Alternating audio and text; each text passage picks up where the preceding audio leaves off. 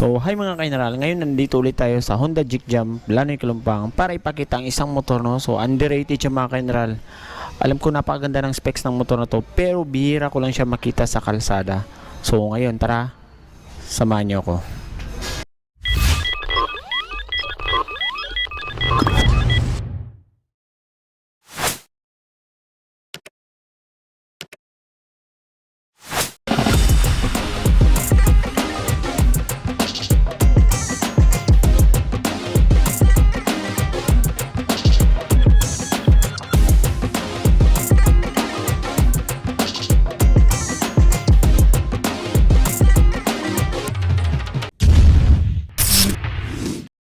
Walang iba mga kaineral kundi ang Honda Click 160 yan. So mga kaineral, no, kung nabibitin kayo sa Honda Click na 150, pwede nyo itry ang motor na to. So mga kaineral, no, ang scooter na to mga kaineral ay isa, para sa akin, no, isa sa pinakamagandang scooter ni Honda. At the same time, yung presyo niya mga kaineral, kung ikumpara mo sa mga kasabay niyang scooter, is mababa lang. Puntahan agad natin ang specs ng motor na to, no? So mga kaineral, ang motor nito ay merong 157cc engine displacement, naka 4-stroke, 4 valves, single overhead cam, liquid cooled, at meron na rin siyang ESP Plus engine. Meron din siyang max power na 11.3 kilowatts at 8,500 RPM at max torque naman na 13.8 Nm at 7,000 RPM. Natin ngayon ang physical features ng motor na to. So dito mga kaineral is napakaganda niya tingnan, no? So ang kulay pala nitong motor na nasa harap natin is matte na white yan. So dito banda mga kaineral is may pagka matte na black yan, tapos matte white, tapos may sticker ni Honda dito sa kanyang bandang taas. And then sa baba naman niya is meron itong may pagka-glossy na parang siyang maliit na visor. Tapos dito is all white na. So napaka-minimalist lang niya mga kaineral. Wala masyadong mga stickers or decals, no, na makikita. Tapos dito naman mga kaineral is napakaganda tingnan, no. So para siyang Click 125 or 150 na nilagyan ng maskara. So all LED na ang ilaw na to, which is good kasi visible na yan talaga sa gabi man o umaga. Yung mga signalize naman niya mga kaineral is intact na, no, kasama na sa kanyang fairing. So goods na yan mga kaineral para iwas sa sagi at putol. Ang suspension naman niya sa harap mga kaineral is naka-telescopic fork na siya yan. So maganda mga kaineral kasi kita nyo parang may harang banda sa kanyang telescopic fork, which is good para maproteksyonan yun ating telescopic fork. And then itong tapaludo niya mga kaineral is may matte white na siya yan. Maganda na rin ang mags ito mga kaineral, parang metallic brown or gold yan, no? So napaka-elegante na tignan. So ang braking system nito sa harap is naka-disc brake na mga kaineral. At the same time, equipped na to ng combi brake system. Yun. Ang size naman ng gulong nito sa harap is nasa 100 by 80 by 14. So tubeless na rin to mga kaineral, no? Goods na para sa malayo ang biyahe. So dito banda sa gilid niya mga kaineral is makikita mo yung pagiging sharp ng kanya mga fairings. So mas maganda siya tignan at maganda yung pagkagawa. Yan. So elegante no mga kaineral. Sa gilid meron lang nakalagay dito na emblem ni Honda. So wala nang iba. So napaka-minimalist at the same time napakaganda. Dito tayo banda sa kanyang footboard mga kaineral, no? So itong itsura niyan. Yan. So meron na rin siyang parang anti-slippery ito, para hindi masyadong madulas kung yung aapakan. At meron na rin siyang utility hook dito banda sa unahan para lagayan ng iyong pinamili kung ikaw ay namamalengke. Isa rin siya nagustuhan ko sa motor na ito mga kaineral is ang kanyang mga bulsa sa harap. So dito banda sa may right side is malalim na rin ito mga kaineral, kaso nga lang walang takip. Pero goods na yan, no? Sa kabila mas pinaganda kasi meron siyang takip at the same time USB ready na rin yun, no? Ang kanyang saksakan. So habang bumabiyahe ka, pwede mo ilagay ang cellphone mo dyan at isara mo lang tong takip na to. Yan. So safety na yung cellphone. Dito tayo sa kanyang mga pindutan mga kaineral. So ito siya. So meron siyang high beam, low beam, busina, at saka turning lights yan. So dito sa kabila is nandito yung kanyang auto stop and start system, dagdag sa pagiging fuel efficient ng motor. And then itong kanyang electric start.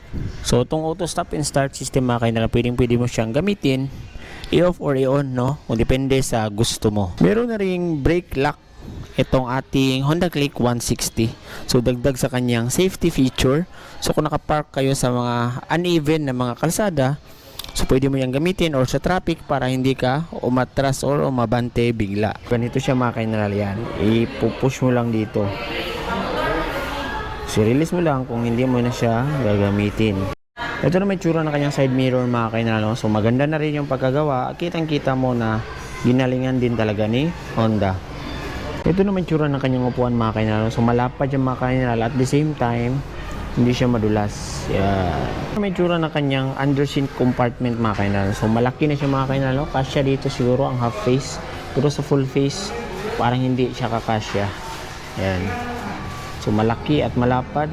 Mga pinamili nyo, pwede mong ilagay dito. At ito naman ang kanyang fuel tank nandito sa ilalim ng upuan. So mga kainral, ito ay may fuel tank capacity na 5.5 liters at kumukonsumo naman ng estimated fuel consumption na 46.7 kilometers per liter. So mga kainral, matipid na yan para sa isang motor na merong 160 na makina.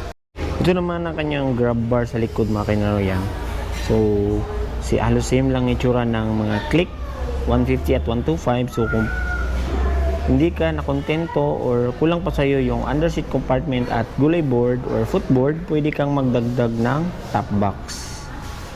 So ito naman yung tsura ng kanyang panggilid mga kainral. So nakalagay na dito yung ESP Plus. So malakas na makina pero matipid ang konsumo. So napaka-sporty na rin. Tingnan ang kanyang mga tambucho mga kainral yan, no? Yan. And then nandun yung kanyang liquid cooled sa gilid, and then ito yung tsura ng kanyang gulong sa likod yan. So same pa rin ng mugs ng kulay sa harap, may pagka brown or metallic brown ng kulay yan. And then ito ay may tire size naman na 120 by 70 by 14. So tubeless na rin ito mga kainral, no? Yan. So napakaganda at goods na goods sa ating mga long rides. Isa lang, so single shock lang siya, nasa gilid. So same pa rin ang Click na 125 at 150. Ito naman yung tsura ng kanyang likod mga kainral. So ang kanyang mga brake light at tail light ay LED na. So mas visible na siya tignan. At the same time ang kanyang mga turning lights ay LED na rin. Pero nakalabas pa siya mga kainral, no? So may tendency na masagi siya. Same pa rin ang mga Click na 125 at 150. And then dito naman is nandito yung kanyang plate light yan. Tapos mayroon dito reflectorized na red, and then sa kanyang plaka. Sa gilid ng motor na ito mga kainral ay nandito ang emblem na Click 160. So yun lang mga kainral ang makikita mo sa bandang gilid. Wala nang iba. Kaya napakaganda, napaka premium tingnan ng motor na ito mga kainral. Ang motor na to ay merong curb weight na 116 kilograms. Meron din siyang seat height na 778 mm at ground clearance na 138 mm. Mga kainral, alamin na natin kung magkano na nga ba si Click 160 ngayong 2023, December na mga kainral.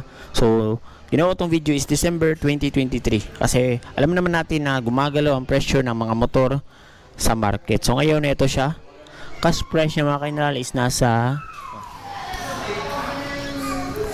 119,500 pesos. So pwede ka mag down payment ng 13,500 pesos at 36 months monthly installment na 5,110.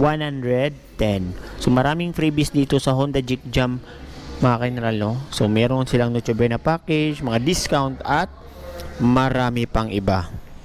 Yun mga kainral, no? So kung naghanap kayo ng motor na malakas, maporma at higit sa lahat, swak sa inyong budget pero meron na siyang 160 na makina, is marirecommend ko sa inyo ang motor na to. Lalo na sa kanyang mga kasabayan. Siya yung may pinakamurang presyo. Airblade, no? Na 160 rin. So ito ata ang pinakamura. So ano pang hinihintay nyo mga kainral? Grab nyo na. Nandito lang yan sa Honda Jig Jam, Lanay, Kalumpang. So mga kainral, kung umabot ka sa part ng video na to, is gusto kong magpasalamat no sa patuloy na panonood at suporta sa ating munting YouTube channel. So kung meron kayong motor na gusto nating i-vlog or ma-content, So, i-comment down below nyo lang. So, yun lang. Stay safe and ride safe. Bye-bye!